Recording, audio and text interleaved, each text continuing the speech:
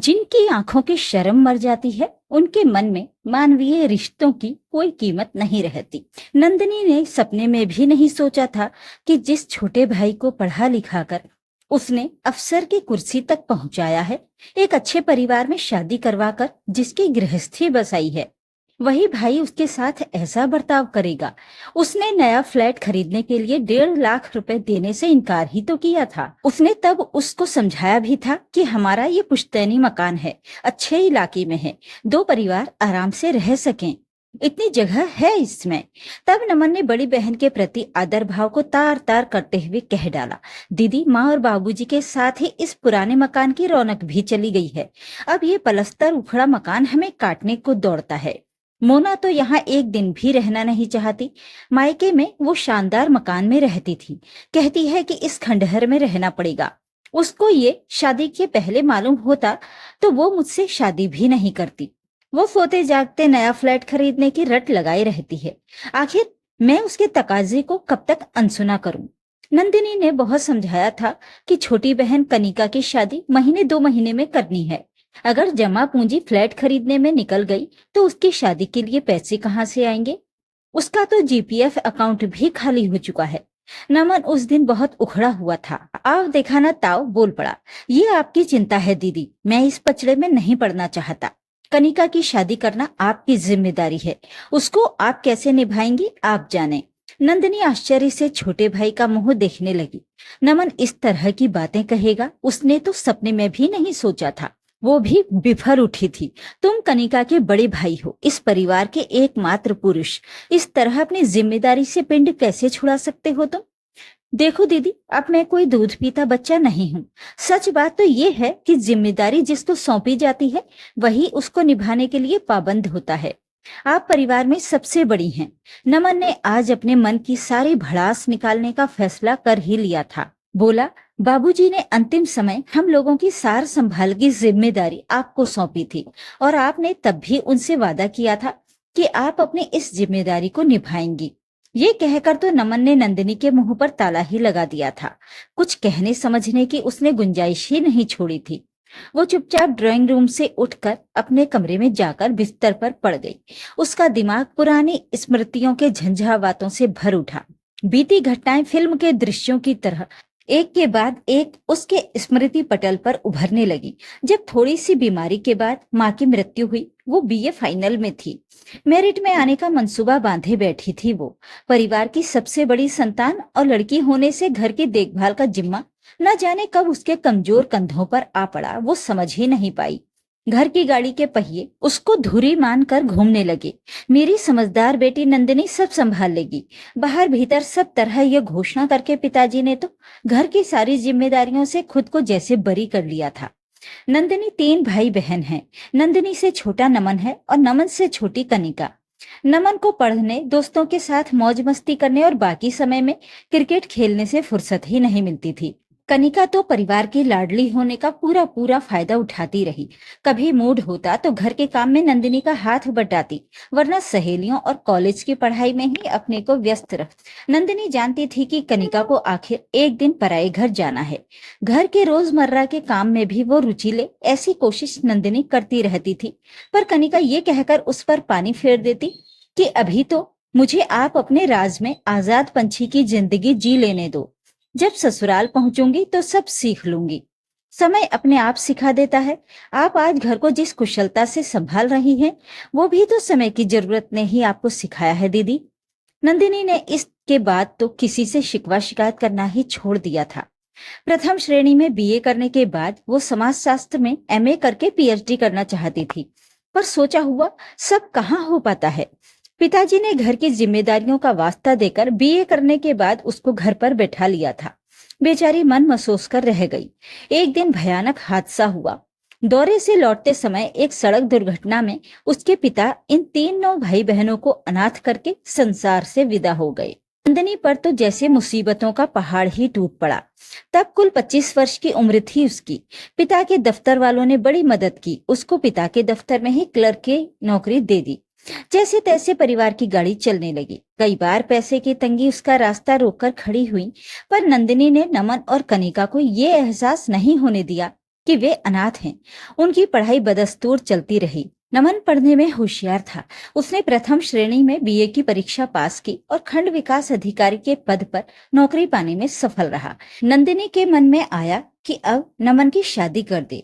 बहू के आने पर घर के काम में दिन रात खटने से उसको भी कुछ राहत मिल जाएगी। उसने लड़की तलाशनी शुरू की। छोटे मामा जी की मदद से नमन की शादी बड़े अफसर की बेटी मोना के साथ हो गई। नंदिनी ने मोना को लेकर जो आशाएं मन में पाल रखी थी, वे कुछ महीने बीतते बीतते मिट्टी में मिल गईं। बड़े बाप की बेटी ने ससुराल में ऐसे रंग दिखाए कि नंदिनी को घर के काम में उसकी तरफ से किसी भी तरह की मदद की उम्मीद छोड़नी पड़ी। नंदिनी को हालांकि सकारात्मक उत्तर की जरा भी आस नहीं थी। फिर भी हिम्मत बटोर कर एक दिन उसने मोना से कह डाला, मोना, मुझे भी 10 बजे दफ्तर जाना पड़ता है। मैं चाहती हूँ कि रोटियां तुम सेक लिया करो। किचन का बाकी काम तो मैं निपटा ही लूंगी। तुमसे इतनी मदद मिलने पर दफ्तर जाने के लिए मैं अपनी तैयारी भी सहूलियत से कर सकूंगी। नहीं दीदी, मोना ने रूखा सा जवाब दिया, ये मुझसे नहीं होगा। मैं तो सोकर ही सुबह 9 बजे उठती हूँ। नमन के भी बहुत सारे काम मुझे करने पड़ते हैं। रोज रोटियां सेकने का जिम्मा मैं नहीं ले सकती। वैसे भी किचन के गोरख धंधे में मेरी कोई दिलचस्पी नहीं है। हमारे यहाँ तो नौकर ही ये सब करते थे। मुझे तो आप बख्श ही दीजिए। इसके बाद तो नंदिनी ने घर के कामकाज को लेकर चुप्पी ही साध ली। खुद ही गृहस्थी की गाड़ी को एक मशीन की तरह ढोती चली गई। परिवार के बाकी सदस्य तो सब देखकर भी अनजान बन बैठे। इस बीच मौसा जी की एक बात को लेकर घर में भूचाल ही आ गया और कई दिन उसका कंपन थमा ही नहीं। उस दिन मौसा जी ने सहज भाव से इतना ही तो कहा था कि उन्होंने भी नंदिनी के लिए एक अच्छा सा लड़का देखा है। लड़का क्लास 2 ऑफिसर है। परिवार भी खानदानी है, आदर्श विचारों के लोग हैं। दहेज की मांग भी नहीं है। नंदिनी वहां बहुत सुखी रहेगी। मौसा जी की बात सुनकर 1 मिनट के लिए तो जैसे सन्नाटा ही छा गया। नमन और मोना एक दूसरे का मुंह ताकने लगे।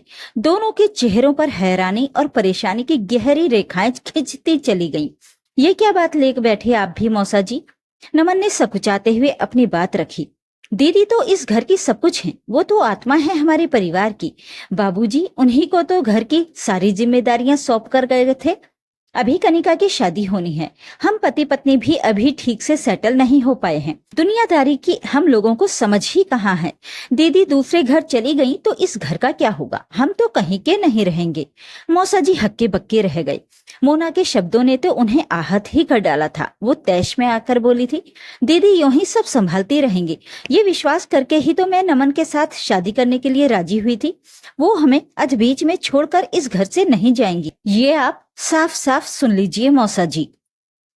नंदिनी को लगा जैसे कई बिच्छुओं ने एक साथ उसके शरीर में अपने जहरीले पैने डंक घुसेड़ दिए हैं और वो चीख भी नहीं पा रही है। मोना की बात ने बुजुर्ग मौसा जी के दिल को छलनी कर डाला। एक लंबी जिंदगी देखी है उन्होंने। समझ गए कि माटी के पक्के बर्तनों पर कोई रंग नहीं चढ़ता। बिना कुछ कहे सुने वो तुरंत घर से बाहर हो गए। वो जानते थे कि जिनकी आंखों की शर्म मर जाती है, उनके मन में मानवीय रिश्तों की कोई कीमत नहीं रहती। ऐसे लोगों को अच्छी नसीहतें देना रेत का घरौंदा बनाने जैसा है। नंदिनी भी वहां ज्यादा देर बैठी न रह सकी। उस दिन के बाद घर में रोज की जिंदगी तो पिछली रफ्तार से ही चलती रही, पर जैसे उसमें जगह जगह स्पीड ब्रेकर खड़े हो गए थे। इन स्थितियों ने नंदिनी को काफी दुखी कर दिया। वो चुप चुप रहने लगी। सिर्फ कनिका के साथ ही वो खुलकर बात करती थी। नमन और मोना के साथ उसके संवाद का दायरा काफी सिकुड़ता चला गया। ज्यादातर वो अपने कमरे में कैदी सी पड़ी रहने लगी। कोई कुछ पूछता तो हाँ या ना में जवाब देकर चुप हो जाती। जब अकेली होती तो खुद से पूछने लगती कि उसके स्नेह, परिश्रम और त्याग का उसको क्या यही प्रतिफल मिलना चाहिए था? नमन और मोना की निष्ठुरता से जूझते हुए भी नंदिनी छोटी बहन के लिए अपनी जिम्मेदारी के बारे में बराबर सचेत रही। वो चुपचाप उसके लिए लड़के की तलाश में लगी रहती। एक अच्छा लड़का उसको पसंद आया। प्राइवेट कंपनी में एग्जीक्यूटिव था। अच्छी तनख्वाह थी, देखने में भी ठीक ही था। परिवार में पढ़ा लिखा और उदार विचारों वाला था। उम्र में 7 साल का अंतर नंदिनी की नजर में ज्यादा महत्वपूर्ण नहीं था। अमूमन लड़के और लड़की की उम्र में 5-6 साल का अंतर तो आजकल आम बात है। लड़के का नाम था ललित। एक दिन रविवार को नंदिनी ने ललित को अपने घर चाय पर बुला लिया। उद्देश्य था वो कनिका को ठीक से देख ले, आपस में जो भी पूछताछ करनी हो कर ले। बाकी बातें तो ललित के माता पिता से मिलकर उसको स्वयं ही तय करनी है। मौसा जी और मामा जी को भी अपने साथ ले लेगी। नमन और मोना को इस बात की भनक लग चुकी थी, पर नंदिनी ने इस काम में उनकी कोई भूमिका तय नहीं की थी, इसलिए दोनों चुप थे। ललित वक्त का पाबंद निकला। शाम के 5 बजते बजते पहुंच गया। एक सलोना सा युवक भी उसके साथ था। ललित जी, एक बात पूछूं? नंदिनी ने शुरुआत की। आप पिछले कुछ दिनों से मेरे दफ्तर में खूब आ जा रहे हैं। कोई काम तो वहां नहीं अटका है आपका? जी नहीं, कोई काम नहीं अटका है, यूं ही आया हूँगा।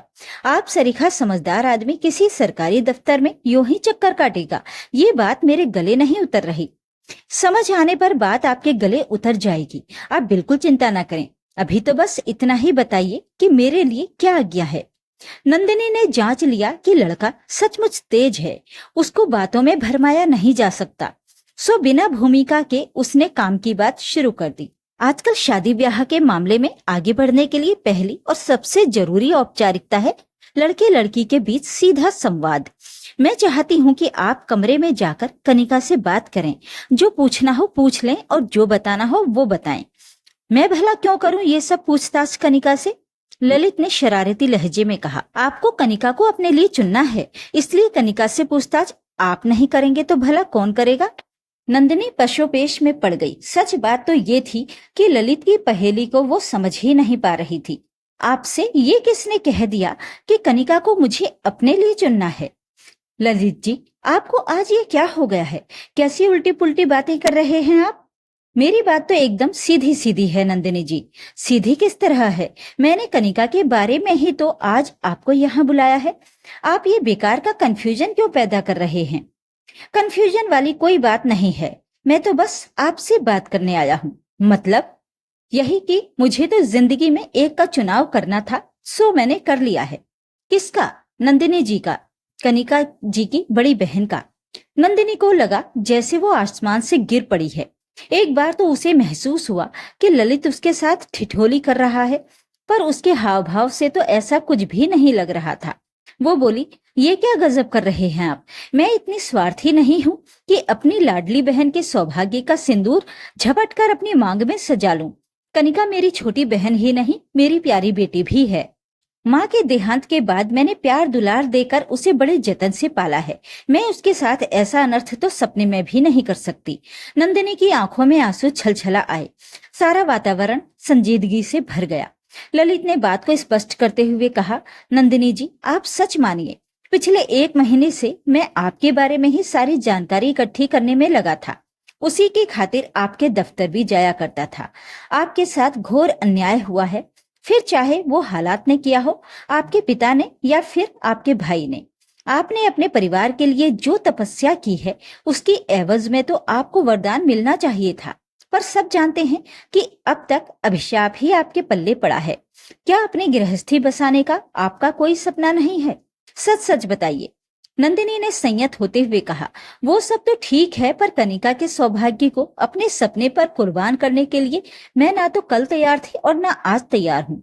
उसे मैं जिंदगी भर कुछ ना कुछ देती ही रहना चाहती हूँ। उसके अधिकार की कोई चीज छीनना मुझे कतई गवारा नहीं है। ये मुझसे कभी नहीं होगा। आप जा सकते हैं। आपका प्रस्ताव मुझे कतई मंजूर नहीं है।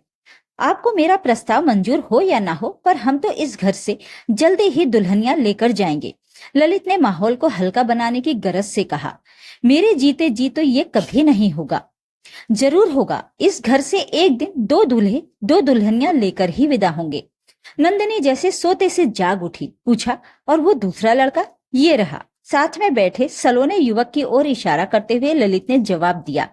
और इन दोनों को किसी कमरे में जाकर आपस में पूछ परख करने की भी जरूरत नहीं पड़ेगी। क्यों? क्योंकि ये दोनों कॉलेज के सहपाठी हैं, एक दूसरे को खूब जानते हैं, साथ साथ जीने मरने की कस्में भी खा चुके हैं बहुत पहले। पर ये हैं कौन? परिचय तो दीजिए इनका। अचानक कनिका ड्राइंग रूम में आई। वो पास के कमरे में नंदिनी और ललित की बातें कान लगाए सुन रही थी। मैं देती हूँ उनका परिचय, कनिका बोली। दीदी, इनका नाम विक्रम है और ये ललित जी के चचेरे भाई हैं।